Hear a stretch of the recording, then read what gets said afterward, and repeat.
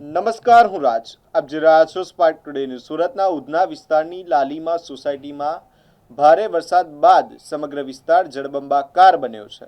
અનેક ઘરોમાં વરસાદી પાણી ઘૂસી જતા રહેવાસીઓને ભારે હાલાકીનો સામનો કરવો પડી રહ્યો છે. સ્થાનિકોના જણાવ્યા મુજબ વૃદ્ધો, મહિલાઓ અને બાળકો સહિત અનેક લોકો હજુ પણ ઘરોમાં ફસાયેલા છે. ખોરાક, પીવાનું પાણી અને અન્ય જરૂરી સુવિધાઓના અભાવે લોકો મુશ્કેલીમાં મુકાયા છે.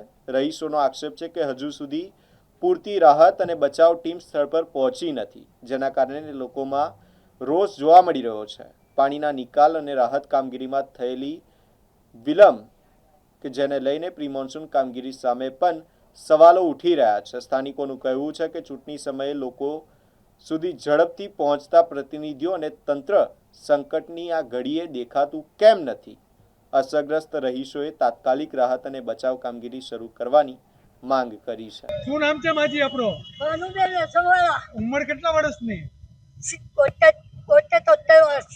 તો તમને કોઈ એસએમસી દ્વારા કોઈ સુવિધા નહીં આપી? ના આવેલા, પણ અમે છે ને એક ભાઈ પોલીસ વાળા તેડીને આવેલા.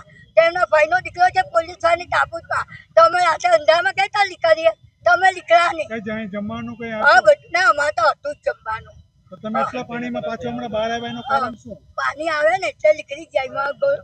માટી હોવાય નહીં પલંગ વગર, એટલે અમે બહાર નીકળી ગયા છીએ. એવું છે. હા બોલ, બોલો બોલો. આપણું નામ? ભૂપેનભાઈ. ભૂપેનભાઈ, આ નાના બચ્ચાને લઈને છોકરીને લેવા આવ્યા.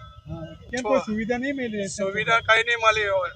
હા. મળવી જોઈએ ને, અત્યારે હોળીનો સુવિધા આપી છે ને એ લોકોને, પરપેડર ને. હા, 22 વર્ષ પછી કઈ ભરાયું પાછું. આ નાના બાળકને તમે લઈને કેટલા કિલો, અડધો કિલો? આ નસાવંજી પાટેના. તો તમને કોઈ એસએમસી દ્વારા કોઈ સુવિધા, કોઈ નહીં. કોઈ બોર્ડ આવી? બહુ કાલે રાતે આવી, અત્યારે નથી આવી એમ કે છોકરી. પ્રોફેસર કોઈ આવ્યા તમારા ઘરે કઈ મળવા માટે? કોઈ ના ના, કોઈ આ તો મારી છોકરીને લેવા આવ્યો છે. હવે અંદર આટલા છે એમ ના. નાના બાળકને લઈને આવ્યા? આ મારી છોકરીને લઈને આવ્યો. છોકરીની છોકરી છે, હું મારા ઘરે લઈ જાઉં. અહીંયા મચ્છરમાં કાં રાખવો હવે? કોઈ સુવિધા નહીં મળી ને? હોળી આપવી જોઈએ આ લોકોને કાઢવા માટે બી. અંદર હશે 10 થી 15 ફૂટ પાણી. કઈ મને એસએમસી એટલું દ્વારા કઈ સુવિધા મળી તમને? નહીં કઈ. ખાલી રાત્રે બોટ આવેલી હતી, પછી પણ અમારાથી ઉતરાય એવું નહીં હતું, કેમ કે મારા દાદીથી ચલાતું નથી, એટલે એમને બેડ જોઈએ સુવા માટે. હા. કોઈ બોર્ડ પર હતા અથવા કોઈ આવ્યું હતું ત્યાં? નહીં કોઈ કોઈ નહીં આવ્યું? કોઈ. શું નામ છે બેન આપણું? જીગીશા રાણા, આ કઈ સોસાયટી કહેવાય? લાલીમા નગર સોસાયટી. કોઈ જાતની કોઈ સુવિધા નહીં આપી કોઈ નહીં. એસએમસી દ્વારા? નહીં. ખાલી બોટ આવી હતી તે પણ ખાલી કઈ કામ જમવાનું કઈ આપ્યું? નહીં કોઈ વસ્તુ નહીં. ઓહ.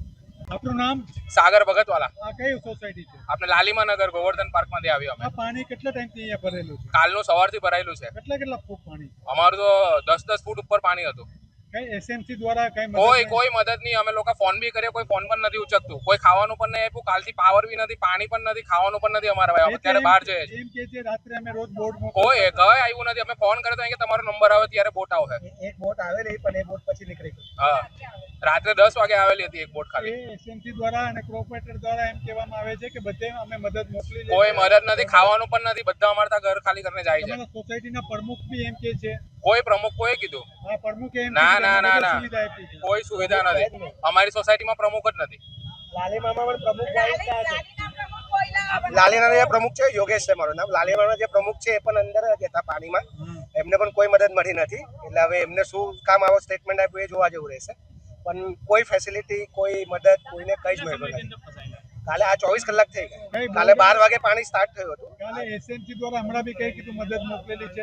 કોઈ નથી. મેં પણ 112 પર કોલ કર્યો. એમને એવું કીધું કે ઉધનાનો હવે આ લાલીમા નગરનો નંબર છે. આ વાતને પણ ઓલમોસ્ટ 2 કલાક થઈ ગયા. કારણ કે અંદર શું છે કે પાણી નથી, લાઇટ નથી, કઈ જ નથી, ને ખાવા માટે પણ કઈ જ નથી લોકો પાસે. માજી, તમે શું કહેશો? તમે કેટલા વર્ષોથી અહીંયા રહ્યો છો? અહીંયા અમે 15-20 વર્ષથી રહીએ છીએ, પણ કોઈ જાતની અમને નથી થયું. પણ આ વર્ષે જ મુશ્કેલી પડી છે. ને બહુ જ પાણી આવ્યું છે.